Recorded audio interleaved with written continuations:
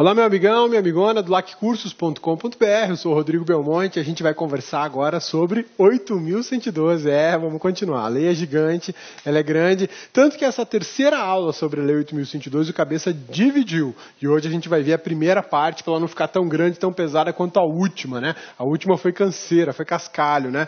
Hoje a gente começa a estudar sobre direitos e vantagens do servidor público civil da União, previsto na 8.112.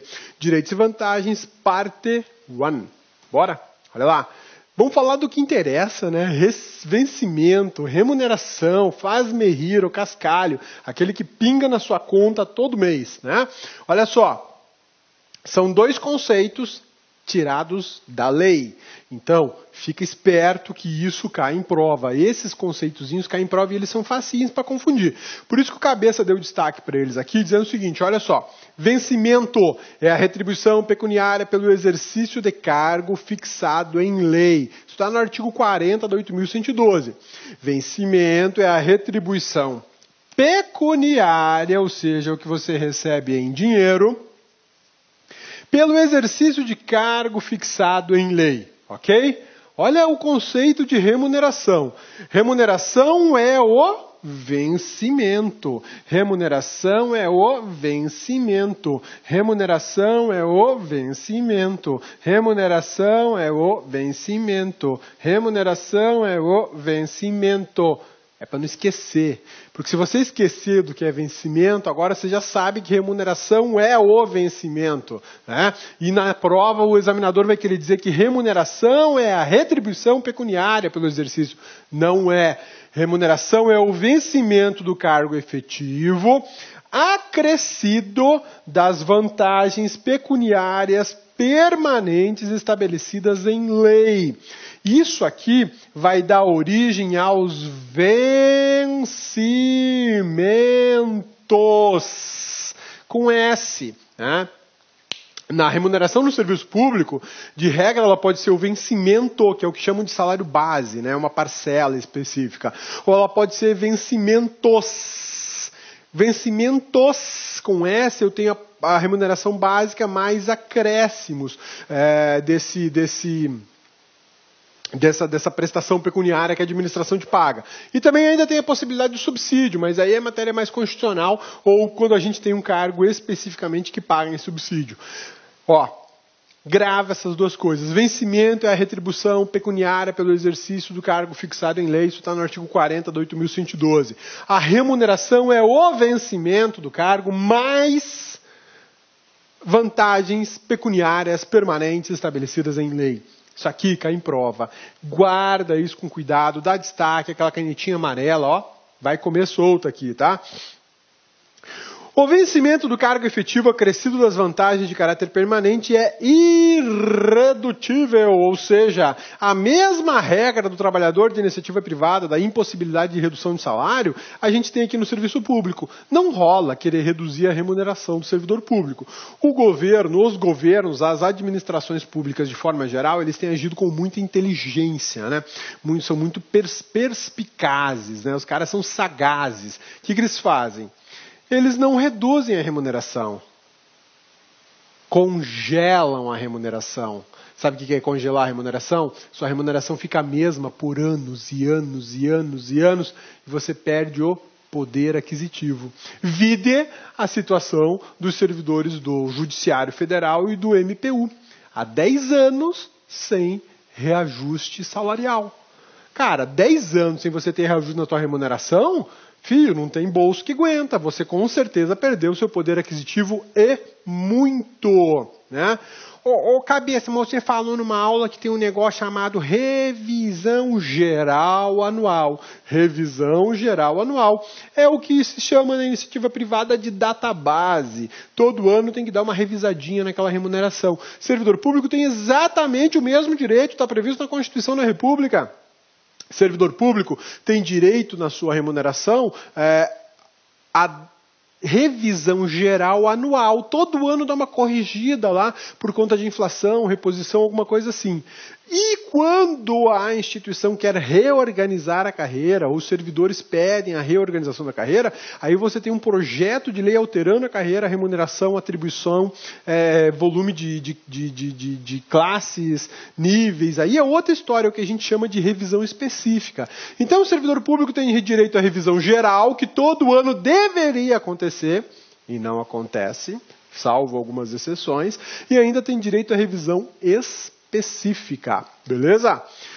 O vencimento e o cargo efetivo acrescidos das vantagens têm de caráter permanente e são irredutíveis. É o caso dessas vantagens que ele fala aqui de caráter permanente, é o que a gente está falando de vantagens pessoais adquiridas, né? É o direito adquirido. O servidor trabalhou durante muitos anos e incorporou uma vantagem. Hoje não existe mais essa incorporação. Os servidores mais antigos tiveram isso e ganham uma remuneração muito legal porque eles incorporaram valores. E como eles adquiriram esse direito, não dá para retirar, salvo se bater no teto. E ainda assim, quando bater no teto, o Supremo Tribunal tem alguns posicionamentos meio bizarros lá, de que dá para ultrapassar o teto, porque é direito adquirido, enfim, umas coisas meio esquisitas, que hora ele diz que não pode, tem que cortar, hora ele diz que pode, é uma coisa meio estranha. Mas enfim, vamos entender o seguinte, posso incorporar vantagens pessoais? Hoje não, hoje eu não posso. Antigamente podia, hoje não pode mais, tá? Ainda que eu tenha vantagens pessoais incorporadas, elas têm que ficar todas dentro do teto constitucional, que é a remuneração em espécie dos ministros do Supremo Tribunal Federal. Beleza? Então vamos em frente. Isonomia de vencimentos, ou seja, servidores têm que ganhar de forma igualitária, de forma isonômica. Não rola você pegar um servidor e pagar 10ão para um e pagar 10 mil reais para outro. Não dá. A remuneração tem que ser isonômica. Não é possível que um servidor do Ministério do Planejamento ganhe 2 mil reais e o servidor do Ministério da Educação ganhe 500 reais. Não rola. Não ganharia 500 por causa do salário mínimo. Ganharia 800 reais. 880 hoje, né, o salário mínimo. Mas, enfim, o fato é que se os cargos são os mesmos, as atribuições são as mesmas, eles têm que ganhar de forma compatível e idêntica ou semelhante. Pode ter uma variaçãozinha ali de 1, 2, 3 reais, 10 reais, coisa à toa, né? Mas pagar muito diferente de um para o outro não rola, tá? Isonomia de vencimentos, garantia legal, prevista no artigo 41, parágrafo 4º da Lei 8.112, e uma garantia constitucional prevista no artigo 37, inciso 12 da Constituição da República de 1988. Isso tudo é regra da 8.112, mas o cabeça já te insere a informação que vem da Constituição Federal. Por quê? Porque esse cabeçudo é meio pancada. Eu gosto de fazer o estudo vinculando uma coisa na outra, porque a tua memória funciona por conexão. Então, se você consegue conectar é bravo, hein, cabeça?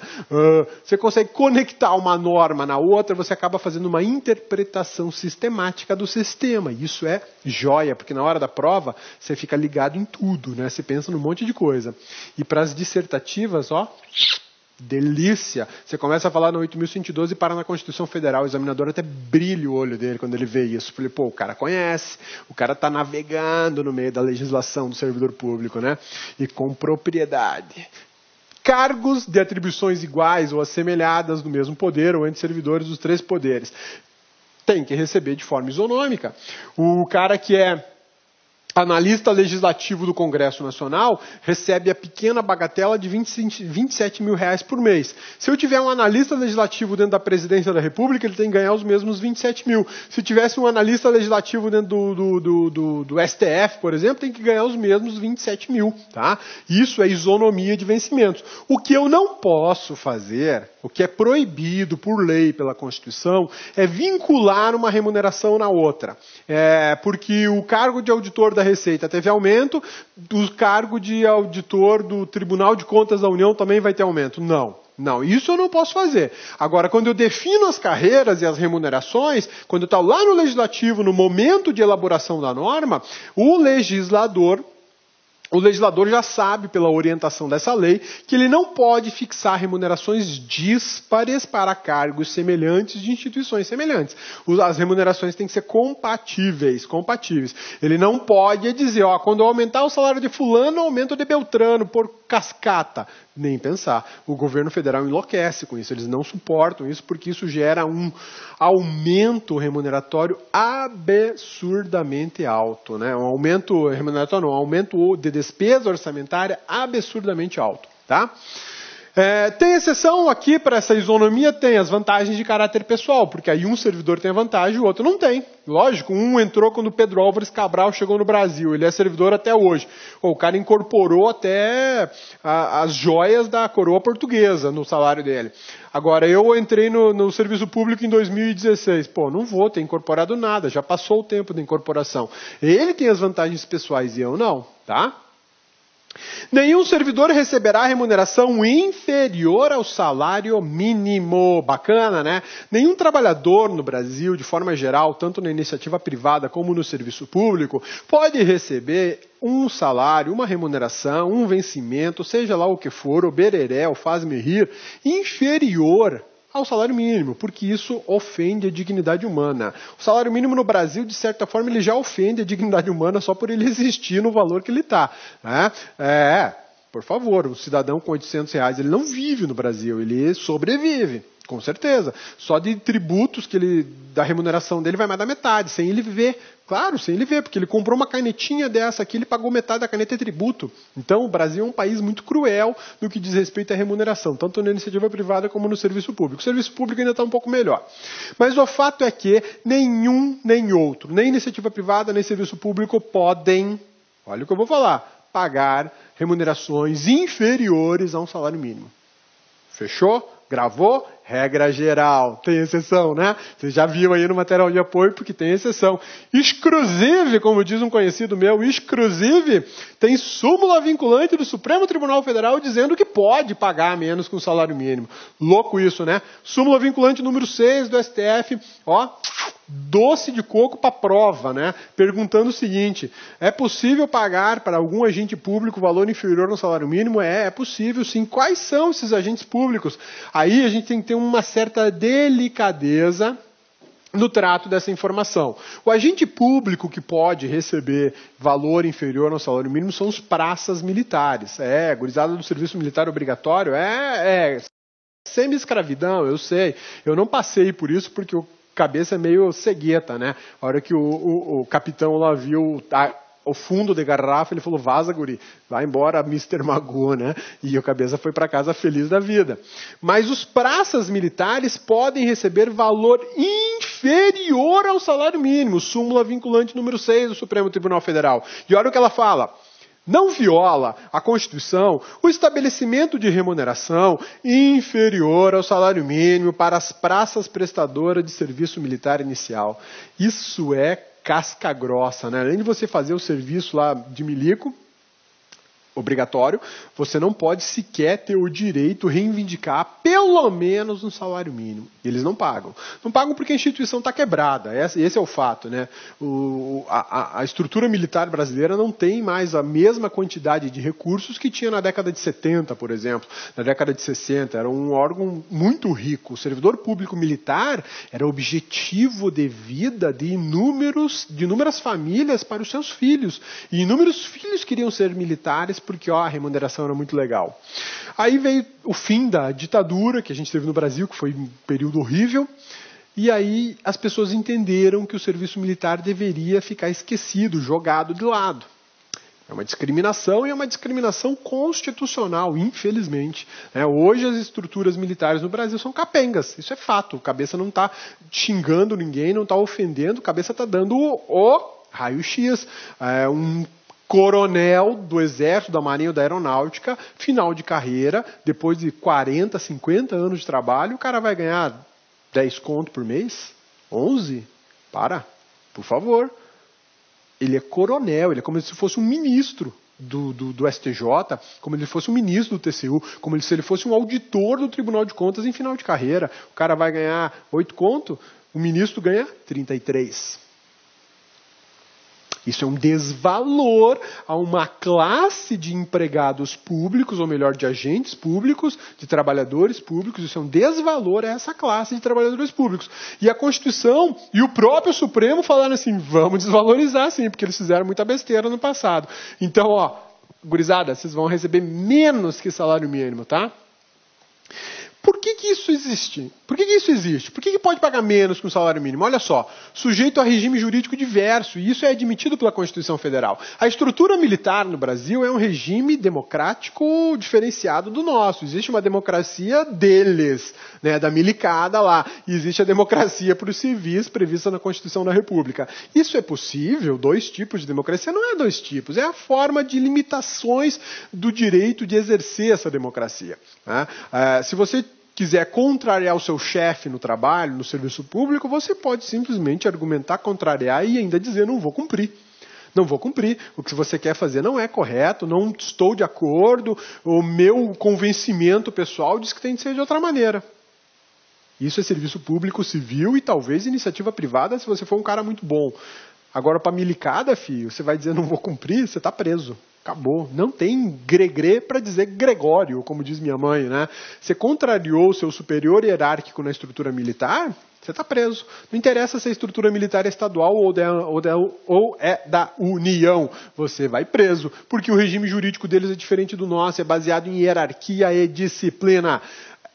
Tudo isso serve de reforço para a ideia que dá para pagar menos que um salário mínimo para os praças. Né? Tortura isso, né? Que é o serviço militar obrigatório. Praça inicial é a milicada, é gurizada de 18 anos. Né? Ah, mas 18 anos não tem que ganhar dinheiro. Claro que tem que ganhar dinheiro. Eles estão trabalhando, pô, eles vão lá fazer trabalho pesado, inclusive. Você vai lá fazer o que eles fazem? Né? Teve um temporal agora aí no Rio Grande do Sul, violentíssimo, né? Quem que está limpando as ruas lá, quem que está prestando socorro lá? A milicada, a gurizadinha lá, 18, 19 anos, do serviço militar obrigatório, está carregando tronco de árvore, está ajudando a restabelecer as cidades que foram atingidas por um vendaval violentíssimo.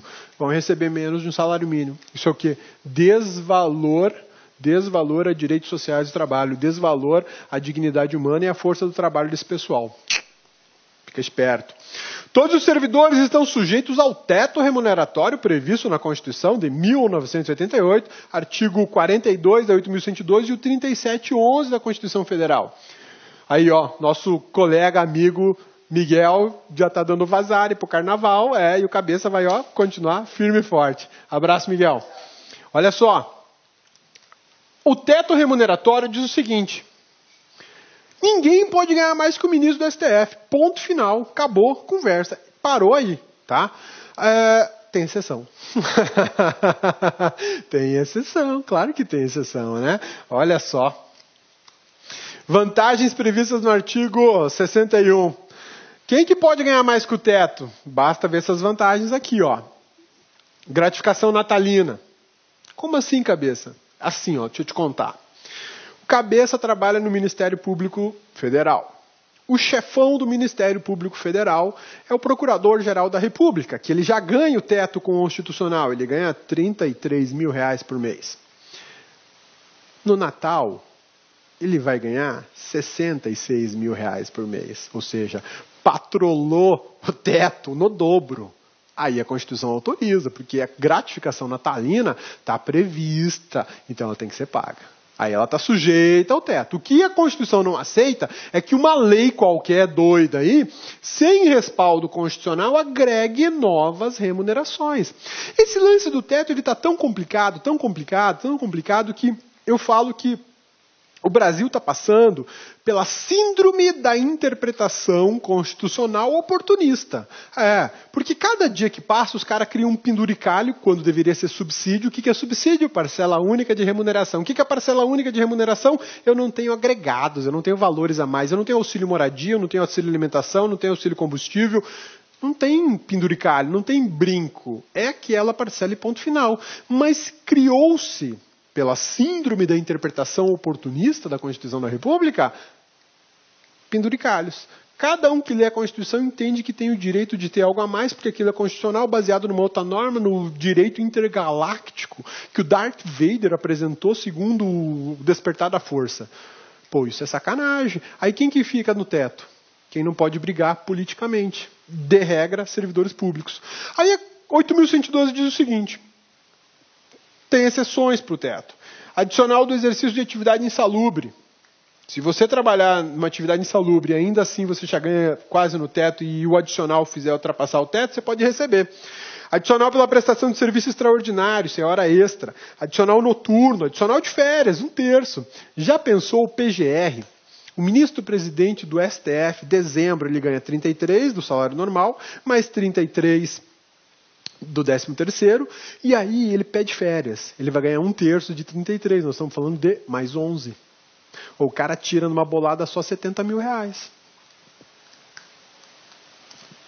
E o praça do serviço militar obrigatório pode ganhar 500. Beleza? Então, vamos em frente. Perda da remuneração se dá com... Opa, servidor perde remuneração, mas a remuneração não é irredutível? Sim, se você trabalhar regularmente, não está autorizado que alguém reduza a sua remuneração. Não, isso não existe autorização. Exceto se você faltar serviço. Olha só, falta ao serviço sem motivo justificado importa na perda da remuneração do dia. Cabeça, faltou o trabalho hoje? Faltou, cabeça. Tem justificativa, cabeça? Não tem. Ué, por que você não veio, cabeça? Cabeça estava dormindo. Cabeça não quis acordar. Então, cabeça, é o seguinte, seu dia de trabalho vale R$30. Então, você perdeu R$30. Beleza? E se você continuar fazendo isso, você pode perder mais. Você pode perder o seu próprio emprego. Agora, saídas antecipadas. Teu horário 7 horas, você sai às 6. Entradas atrasadas. Teu horário de entrada são às 8 da manhã e você chega às 10. Então, peraí, você atrasou 2 horas na entrada e saiu antes 1 hora. Você está me devendo 3 horas de trabalho. Tem algum motivo? Não. Vai compensar? Não, quero não. Então, vou descontar. Vou descontar 3 horas do seu dia. Então, o que rola? O desconto pode ser total do dia de trabalho, dessa diária de trabalho, né? Ou pode ser parcial. Pode ser parcial. Alguns órgãos, eles têm uma tolerância muito boa quanto a isso. Mas a 8.112 é muito clara. Se você ficar devendo hora em um mês, existe uma tolerância administrativa para você pagar no mês que vem. O que isso quer dizer? Digamos que você tem que fazer uma carga horária mensal de 140 horas. Você fez 135, ficou devendo 5. Pô, vai descontar já do meu salário? Não, é o seguinte, cabeça. Ó, nós estamos no mês de janeiro. Você pode pagar até fevereiro. Então, em fevereiro, você não vai fazer 140, você vai fazer 145 horas. 5 a mais daquelas que você não pagou. Beleza? Essa é uma possibilidade, uma oportunidade para o trabalhador público não ter o desconto salarial, porque o desconto salarial não é legal para ninguém, Pô, você está contando com aquela grana, com aquela quantidade de recursos e de repente vem menos. Vai causar algum problema. Isso você só recebe dali um mês, pô. Não é como a iniciativa privada no trabalhador que recebe por serviço prestado, né? Ele fez o serviço hoje, ele pode receber hoje, pode receber amanhã, pode receber daqui 15 dias. Com a crise que está aí, ele vai receber lá no final do ano, né? Então, o serviço público tem essa vantagem, a segurança de receber todo mês um valor X. Mas você também não pode fazer muita coisa diferente, porque é só aquele valor, né? Aí vem o lance da tolerância de você poder pagar as horas que você estava devendo, tá? Faltas justificadas decorrentes de caso fortuito ou força maior poderão ser compensadas a critério da chefia imediata, sendo assim consideradas como o efetivo exercício. Então, olha só. Primeira coisa, você faltou ao serviço. Existe justificativa? Sim, existe. Eu estava lá no médico, minha consulta estava marcada para as 10, o médico me atendeu às 15 e eu saí só do consultório dele às 18. Pô, mas o que era isso? Consultório médico. Consultório médico, você chega lá, você sabe a hora de chegar, mas não sabe a hora que você sai. Aí tá aqui o atestado médico. Ó, e esse dia, ele me deu um atestado médico pro dia inteiro, porque eu fiquei o dia inteiro lá. Aí você vai ter uma licença médica de um dia. Vai ter desconto financeiro? Não, foi justificado. Justificou a falta, que seria essa primeira hipótese, que é a falta ao serviço sem motivo justificado. Você justificou? Justifiquei. Essa outra falta aqui, você não foi ao médico. Não foi. Mas aí você estava indo trabalhar, sossegado, numa boa, e uma pessoa caiu na sua frente, lá desmaiada. Você vai, e aí, vou passar por cima da pessoa como se fosse uma lombada, né?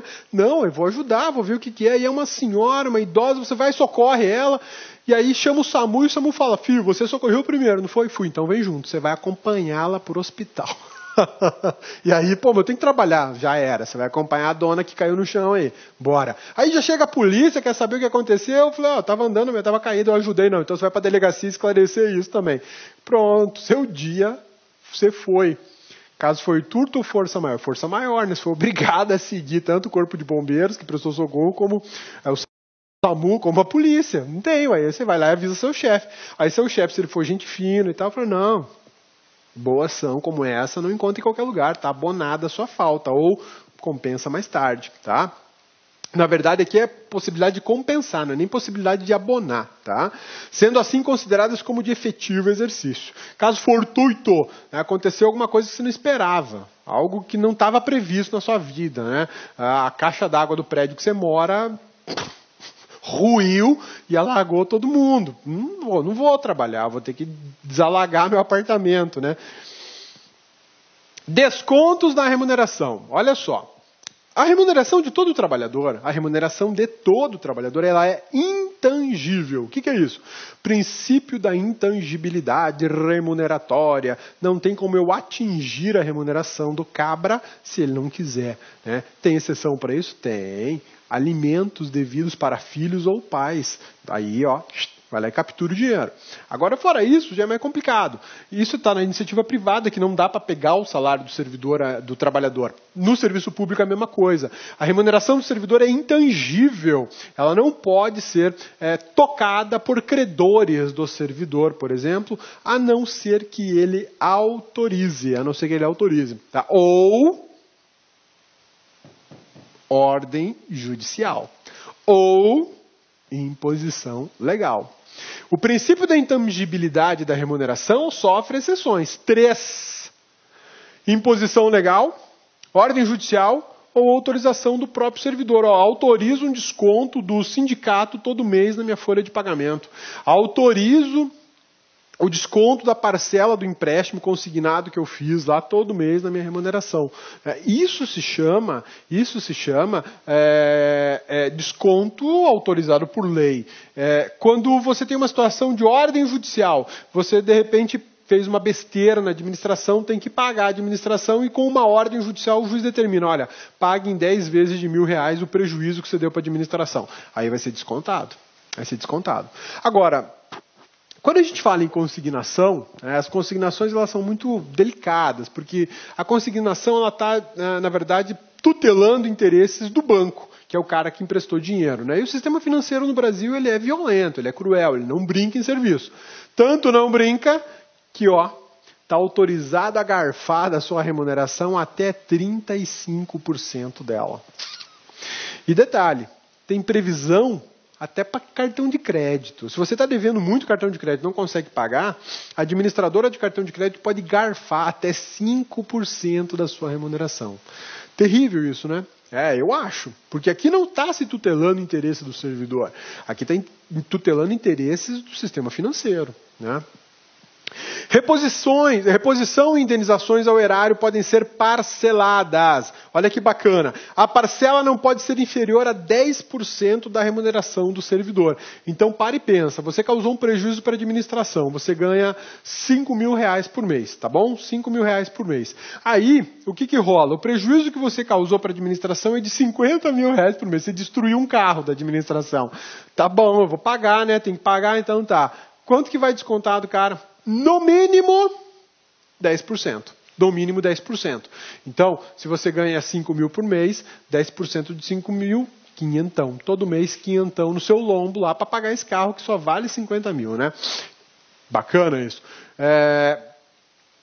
Ainda assim, a gente diz que a remuneração do servidor é intangível. Intangível. Tudo bom? Beleza? Pô, eu não quero pagar isso aí. Vai pagar, vai descontar em folha, né? Quer saber? Vou pedir exoneração, vou vazar e vocês não vão receber. Coitado, sabe nada, inocente. Aí, você tem 60 dias para pagar o valor integral. E se eu não pagar, você está enrolado. Vai ser ação judicial, vão bloquear sua conta bancária, vão dar um Bacenjude na sua conta, um Renavan Jude nos seus carros, se você tiver, né? E aí, filho, você vai ter problema, só isso, você vai ter muito problema. Ah, mas aí eu vou fazer outro concurso, passar em outro lugar. Não vai passar, ou melhor, não vai tomar posse, porque eles vão querer ver esses dados, a hora que eles verificarem isso, você está enrolado. E mesmo que admitam você entrar, vai ter desconto no seu salário novo. Para quem anda na linha, o trem pega, né? Olha só.